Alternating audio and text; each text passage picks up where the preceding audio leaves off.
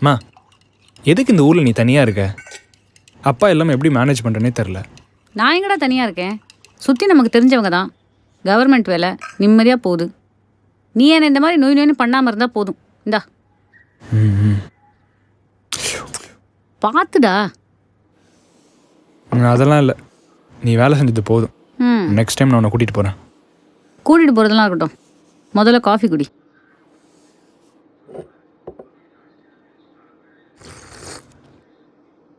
நீ என்ன சரியாகவே தூங்குறது இல்லையா? பாரு, இப்போவே உனக்கு கண்ணு கீழே கருவளையெல்லாம் வருது. அப்படிலாம் இல்லையே, நல்லா தான் தூங்குறேன்.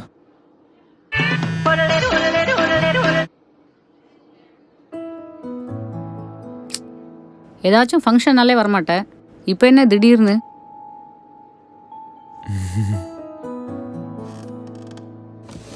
ஏய் காஃபி.